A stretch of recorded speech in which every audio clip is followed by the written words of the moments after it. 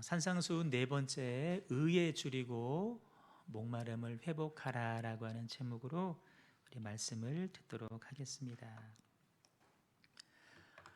예기치 않게 찾아온 코로나가 인류를 신음하게 만들고 있지만, 그러나 우리에게 주는 한 가지 메시지, 저는 선물이고 축복이라고 표현하고 싶은데, 강력하게 한 가지를 우리들에게 외치고 있습니다. 본질로 돌아가야 된다라고 하는 깨우침을 우리들에게 주고 있다는 것입니다. 가정도 본질로 돌아가야 됩니다. 예전의 가정은 모여서 잠만 자고 밥 먹고 또 흩어지기 바쁜 그런 모습이었는데, 이제는 가정 안에 모여서 가정에서 무엇을 해야 되는지 서로 사랑을 나누고 가족 간에 어려움을 돕고 또 모여 하나님을 예배하는 공동체, 가정교회의 모습을 회복해야 된다라는 사실들을 말씀해 주고 있고, 자연도 원래의 모습, 본질로 돌아가야 된다. 인류의 목표도 서로 경쟁하고 잘 먹고 잘 사는 것이 아니라 어떻게 하면 우리가 서로 공존할 수 있을까라고 하는 본질로 돌아가게끔 우리를 깨우쳐 주고 있습니다. 이는 신앙생활도 마찬가지입니다. 신앙생활도 본질로 돌아가야 함을 강력하게 말씀하고 있습니다.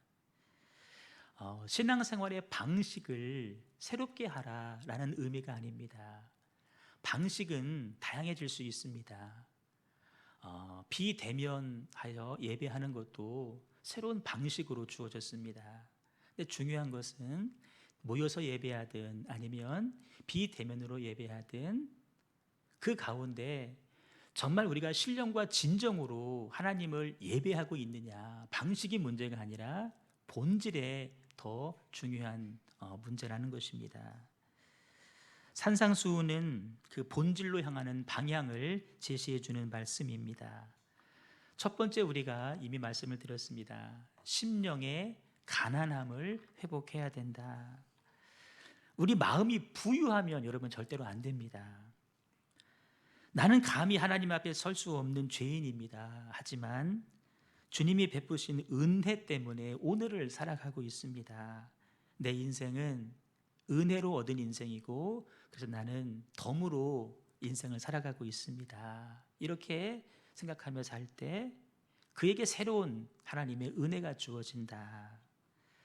두 번째는 애통함을 회복하라라고 우리들에게 말씀해 주고 있습니다. 애통해야 된다. 중요한 것은 무엇을 가지고 우리가 애통할 것이냐, 자기 자신의 죄를 바라보면서 애통하라고 말씀하시고, 가족과 성도와 민족의 나약함을 품고 대신 애통하라고 말씀을 하십니다. 그럴 때 세상이 줄 수 없는 하늘의 위로가 임하게 될 것이다. 우리 지난주 세 번째 회복해야 될 내용을 배웠습니다. 온유함을 회복해야 된다 그랬습니다. 온유함은 가난한 마음으로 애통하며 살아가는 자에게 주어지는 삶의 열매라고 그랬습니다. 하루 이틀 그렇게 한다고 되어지는 것이 아니라 오랜 세월 기다림과 인내의 시간이 필요로 합니다. 그런 삶을 살아갈 때에 온유하지 않았던 사람이 어느새 온유한 사람으로 바뀌어져 있고, 그 온유함이 한때 있다 마는 것이 아니라 하나님 앞에 서는 그 날까지 그 온유한 성품을 잃어버리지 않게 되는 것입니다. 온유함은 두 가지 양상으로 나타난다 그랬습니다. 하나는 하나님 앞에서의 온유라 그랬습니다. 주님의 말씀에 온전히 순종하는 모습입니다. 상황과 형편에 따라서 요동하는 것이 아니라 항상 주님 말씀에 순종하는 것입니다. 내가 주님보다 앞서가지 않는 거라 그랬습니다. 내가 계획해놓고 하나님 나 도와주세요 이것이 아니라, 내가 다 계획하고 준비했다 할지라도 하나님께서 아니라고 하면 과감하게 내려놓을 수 있는, 멈출 수 있는 그 마음이 하나님 앞에서의 온유라 그랬습니다. 그 온유는 사람들 앞에서도 드러나야 되는데 누가 나에게 어떤 말과 행동을 하든지 때로는 나의 죄와 허물을 지적한다 하더라도 그것을 겸손하게 받아들일 수 있는 마음의 상태가 사람들 앞에서의 온유라고 그랬습니다. 그렇게 보면 이 온유함의 두 가지 양상은 우리가 반드시 넘어야 될 중요한 신앙생활의 고비입니다. 우리가 이 부분에서 막히는 경우들을 자주 보지 않습니까? 간절히 바랍니다. 저에게도 소망합니다. 하나님 앞에서나 사람 앞에서나 한결같이 온유하신 저 여러분 되실 수 있기를 주님의 이름으로 축복합니다. 오늘은 우리가 회복해야 될 네 번째 본질입니다. 의에 줄이고 목마름을 회복하라라고 오늘 6절에서 5절에서 말씀해 주고 있습니다. 우리가 먼저 기억해야 될 것이 있습니다. 이 복의 특징 하나를 우리가 꼭 기억하셨으면 좋겠습니다. 이 특징을 기억해야 그 나머지 복의 양상을 우리가 이해할 수 있습니다. 이 의에 줄이고 목마른 자가 받는 복은 팔복 전체의 터닝 포인트라고 할 수 있습니다. 일종의 전환점이라고 말할 수 있죠. 위치도 네 번째 중간에 있습니다. 오늘 배우는 네 번째 복을 포함해서 앞선 세 가지의 복은 다 내적인 복이었습니다. 그 사람의 심령과 관계된 말씀이었습니다. 자기를 비우는 작업이었습니다. 부한 마음 대신에 가난한 마음을 갖는 것, 나와 관련된 일입니다. 기뻐하는 대신에 애통해하는 것도 나의 내적인 문제입니다. 온유해지는 건 역시도 내 안에 있는 문제, 내적인 문제입니다. 나를 비우는 것이고 다 나와 관련된 문제이다. 여러분, 한 성도가 그런데 이 앞선 세 단계를 밟고 오늘 말씀하시는 네 번째 단계까지 나아갔을 때, 다시 말해서 가난한 마음을 회복하고 애통한 마음을 회복하고 온유한 마음을 회복하고 오늘 말씀 의에 줄이고 목이 마른 단계까지 나아가서 그때 주시는 그들이 배부를 것이며 배부름의 복을 얻게 되면, 거기까지 나아가게 되면 그 사람의 삶은 이전과는 확연하게 다른 모습의 삶을 살게 됩니다. 어떤 변화가 일어나느냐? 이제는 나를 위한 삶에서 다른 사람을 위한 삶으로 바뀌어지게 되고, 나만, 우리만 그랬던 사람이 세상을 향해서 적극적이고 능동적인 삶으로 바뀌어가기 시작한다는 것입니다. 그 복이 5번째, 6번째, 7번째, 8번째 복의 내용입니다. 긍휼을 베풀게 하고 다른 사람과 화평을 이루게 되고, 이제는 마지막 하이라이트입니다. 주님을 위해서 박해까지 받는 순교자적인 삶을 살게 된다는 것입니다.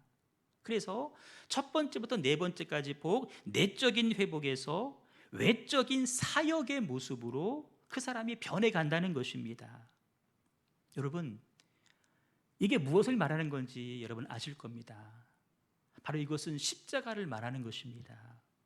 십자가는 위로는 하나님을 향하고 옆으로는 이웃을 향하는 것입니다. 십자가는 한 성도로 하여금 먼저 내적인 변화를 일으킵니다. 그 내적인 변화를 겪은 사람은, 통과한 사람은 외적인 사역의 삶을 살아가게 됩니다. 그러니까 정말 십자가를 경험하게 되면 지식이나 이론으로 경험하는 것이 아니라 정말 십자가를 관통한 사람은 먼저는 자기 자신의 내적인 변화를 경험하게 되고, 더 나아가서 다른 사람을 위한, 주의 나라와 주의 교회를 위한 삶을 살아가게 된다는 것입니다. 그래서 다음부터 보실 5번째부터의 복은 나를 위한 것이 아니라 남을 위한 것, 긍휼을 베풀어주고 화평을 이루어내고 하나님 나라와 주의 교회를 위해서, 의를 위해서 박해와 핍박까지 받는 삶으로 나아가게 된다는 것입니다. 그런 의미에서 오늘 네 번째 복은 너무나 중요합니다. 전환점이 되고 터닝 포인트가 되는 복입니다. 말씀으로 한번 들어가 보겠습니다. 예수님 당부하십니다. 의에 줄이고 목말라야 된다. 그러면 너희가 배부름을 누리게 될 것이다. 이 말씀을 쉽게 풀어보면 이런 이야기입니다. 하나님을 향한 거룩한 갈망을 품고 살아라. 그러면 너의 영혼에, 너의 삶에 배부름이 있을 것이다. 여러분, 하나님은 우리 모두에게 영혼의 만족과 영혼의 성장을 주기를 원하시는 하나님이십니다. 모두가 그렇게 되기를 원하십니다. 그런데 아무나 그 복을 누릴 수는 없습니다. 하나님은 사모하는 자에게 그 복을 주십니다.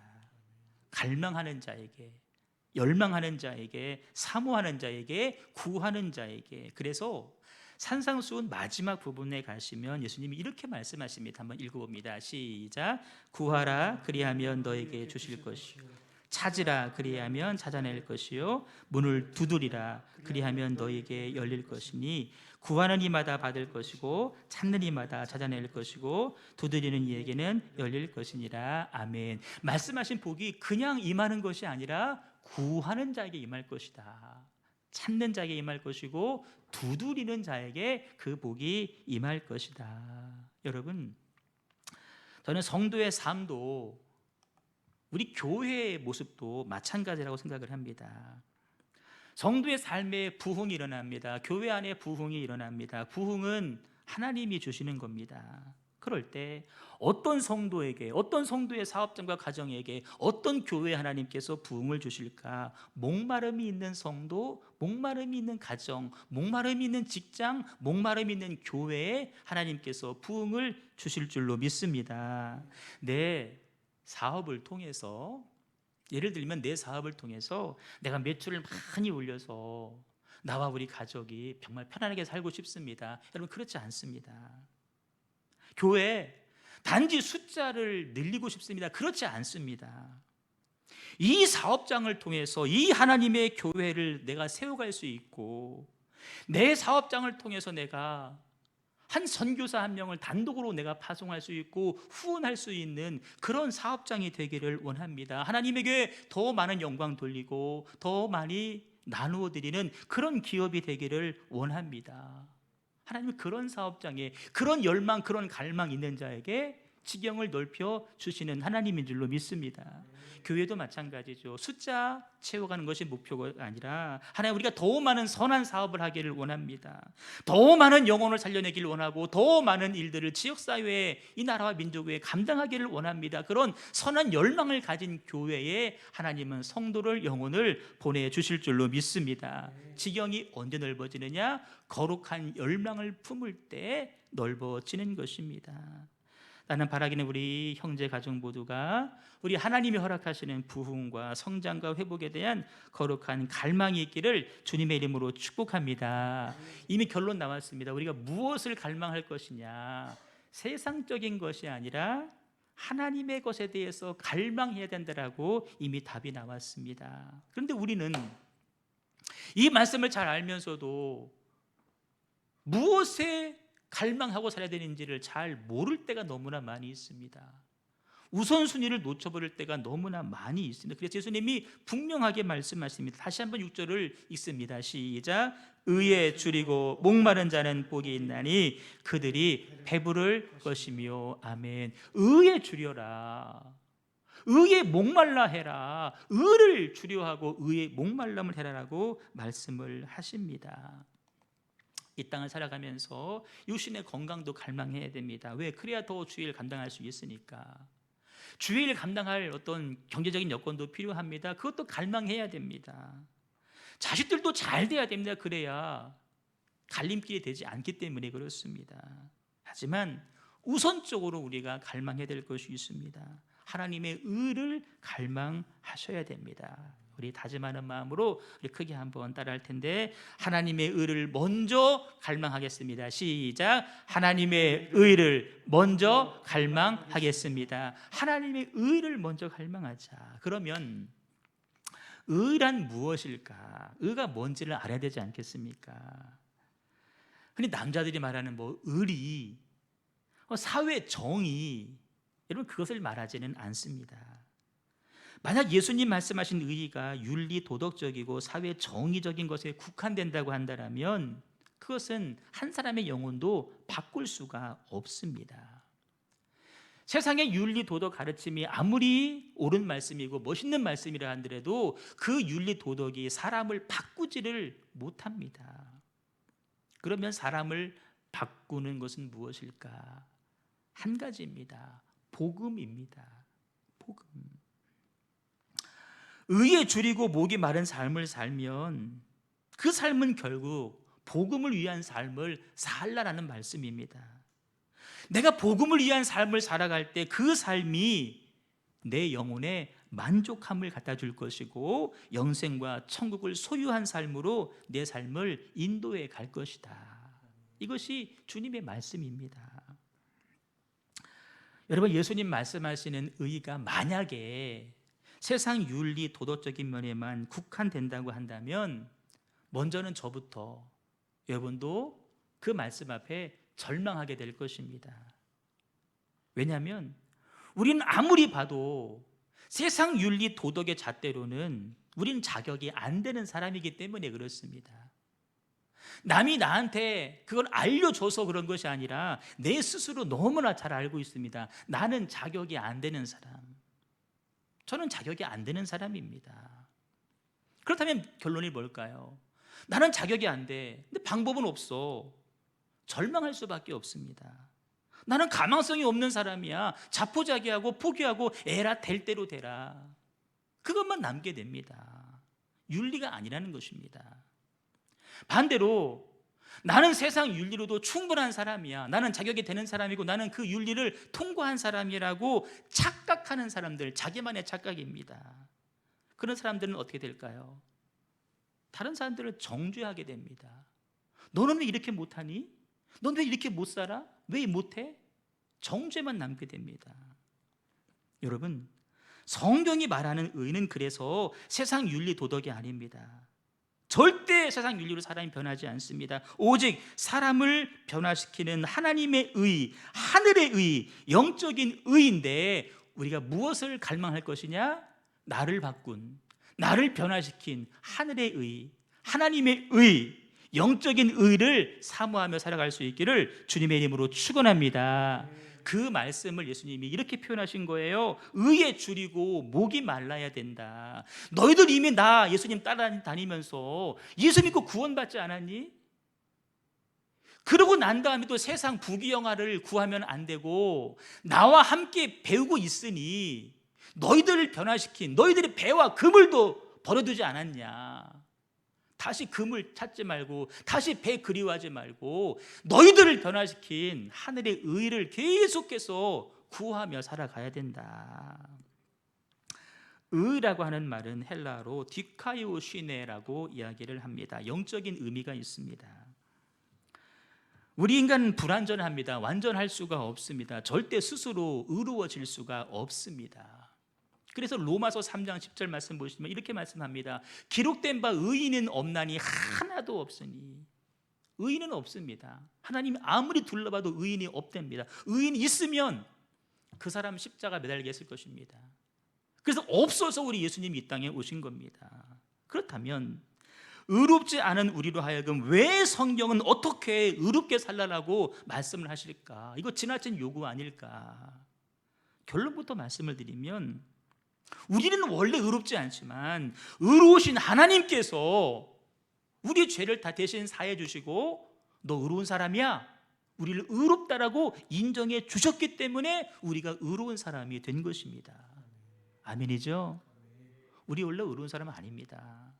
그런데 의로우신 한 분 하나님이 아들 예수를 죽여서 우리의 죄를 값을 대신 치르고 너의 죄값을 내가 치렀으니 너 의로운 사람이야 라고 인정해 주시는 겁니다. 그렇게 그냥 불러주시는 겁니다.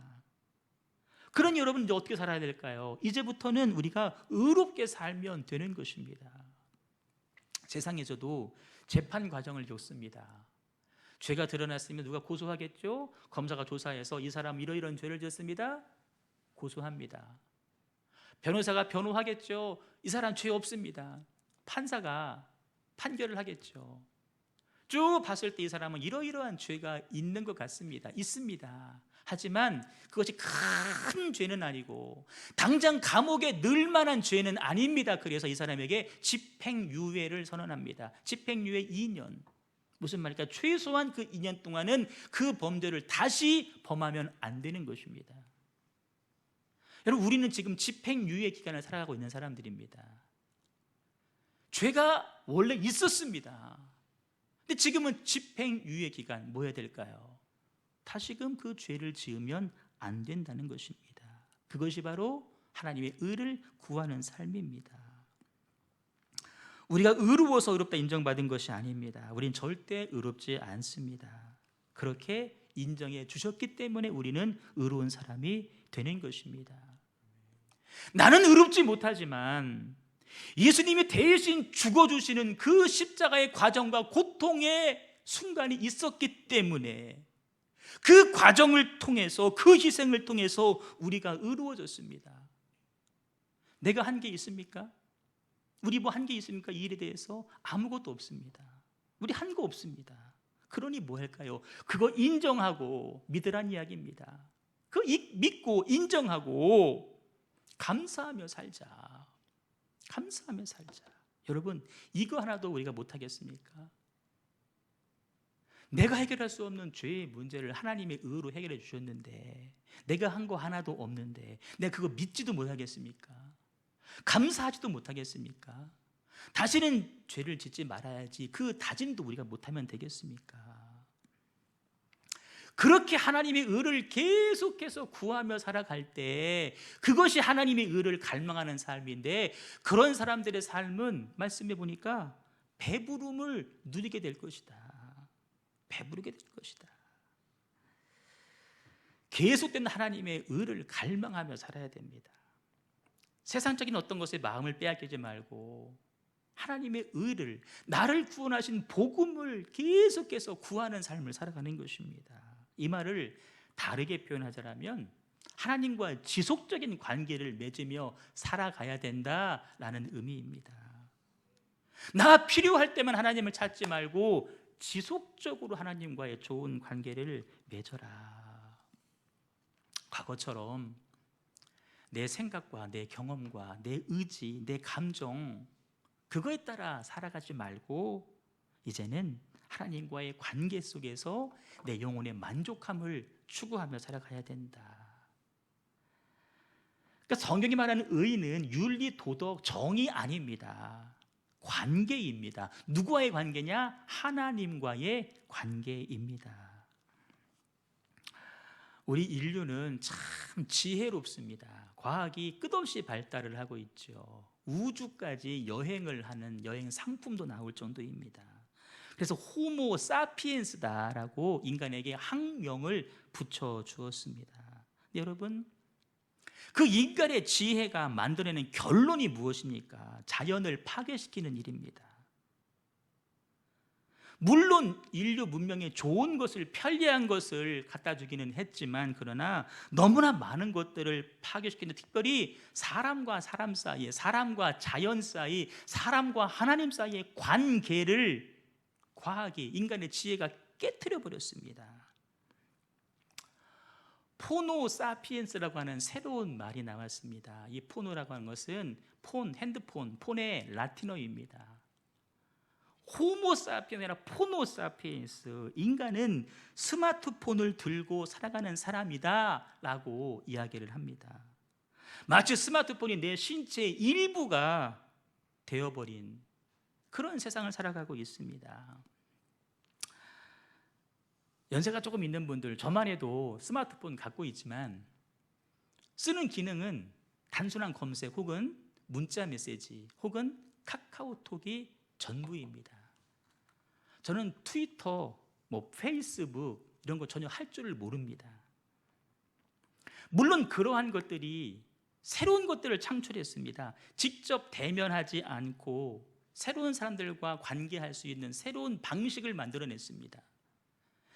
내가 모르는 사람과도 통해서 이렇게 관계를 가질 수 있는 그런 모양들을 만들어냈습니다. 그런가 하면 이면에 폐해가 있습니다. 한 사람과 한 사람 사이의 진정한 관계는 깨트려 버렸다는 것입니다. 깊은 사귐, 깊은 관계, 진실된 관계는 이미 깨져 버렸습니다. 내가 앞에 있는 전사님하고 예를 들어서 뭔가 불편한 관계에 있다고 칩시다. 근데 문자는 날라옵니다.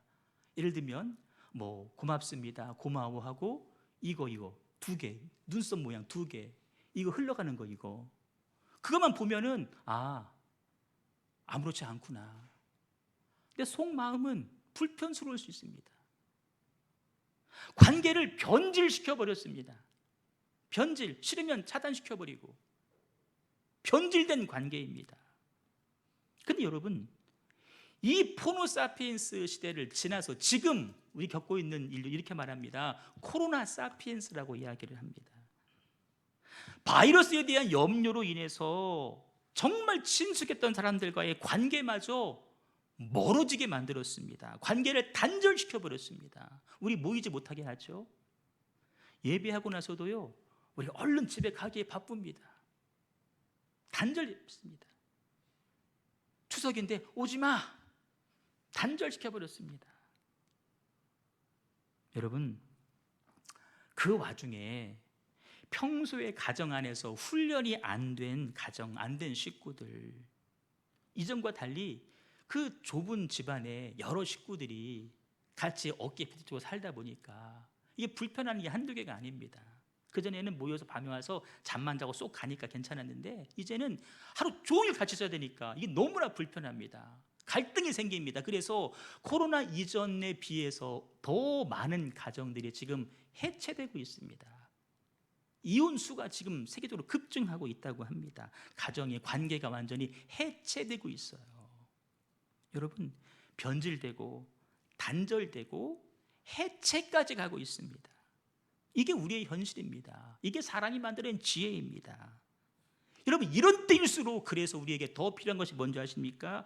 더 간절히 요구되는 사항이 있습니다. 그 모든 관계의 근본인 하나님과의 관계로 우리가 돌아가야 된다는 것입니다. 아멘.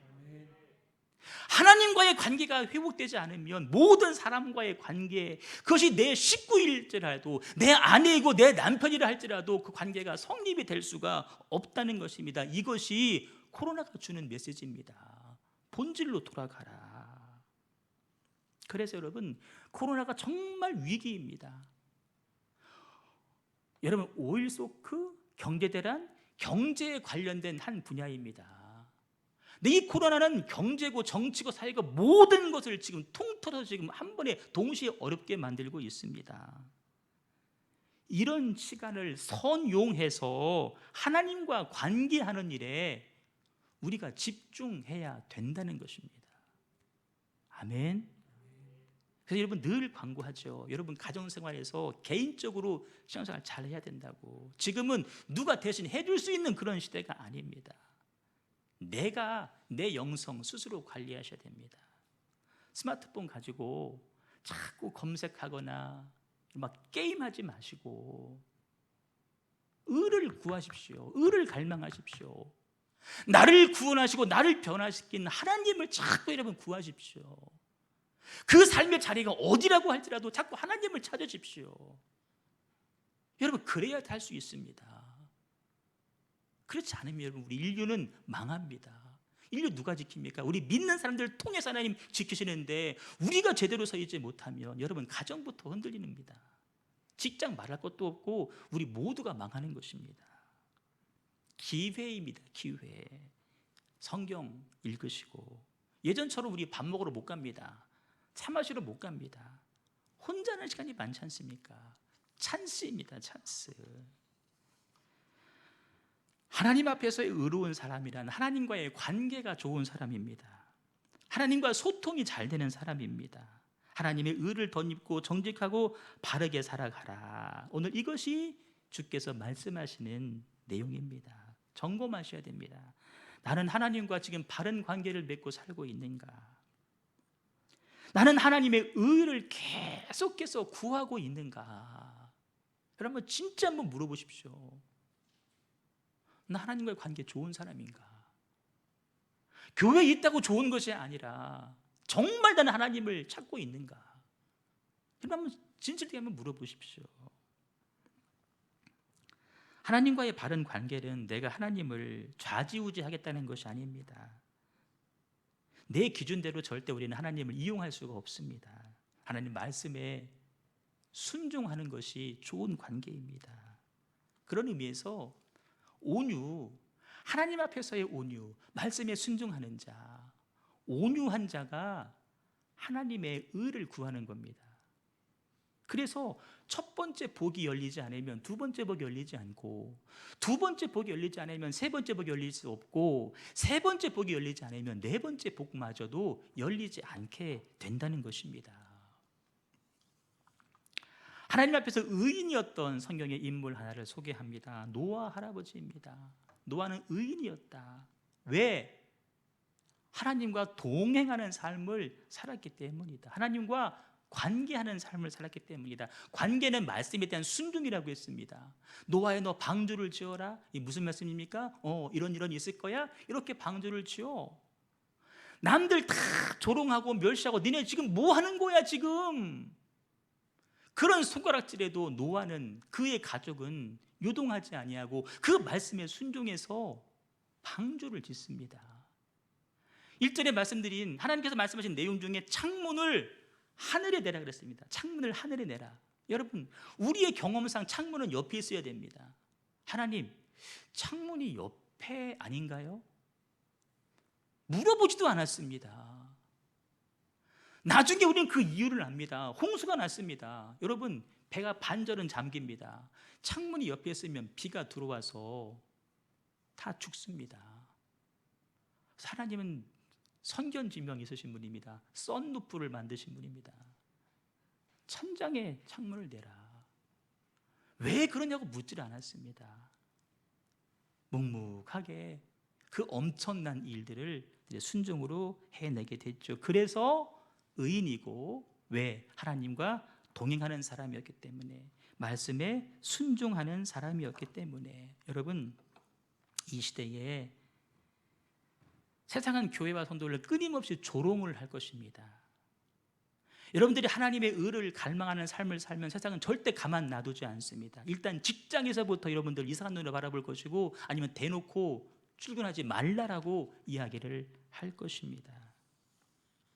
하지만 우리가 끝끝내 견디고 끝끝내 이겨낼 때, 끝까지 하나님의 의를 갈망할 때, 하나님과의 깊은 관계의 삶을 살아갈 때 하나님 그런 자에게 복을 주십니다. 어떤 복인가요? 배부름의 복을 허락할 것이다. 여러분, 배부르다고 하는 말 코르타조라고 하는 헬라어인데 단순한 배부름이 아닙니다. 먼저는 영적인 배부름을 말하는 겁니다. 두 번째는 혼적인 배부름이고, 세 번째는 육적인 배부름, 전인격적인 배부름이 코르타조 말씀입니다. 영적으로 배가 부른단 말은 무슨 말일까요? 영적으로 배가 부른다, 이런 의미입니다. 믿음의 부자가 된다는 것입니다. 믿음의 부자. 여러분, 하나님이 많은 복을 다 주시고 싶어도 그 복을 담을 그릇이 작으면 그 많은 복을 다 주실 수가 없습니다. 복 받을 그릇이 필요한데 복은 어디에 담기느냐? 믿음의 그릇에 담기는 겁니다. 따라요. 복은 믿음의 그릇에 담깁니다.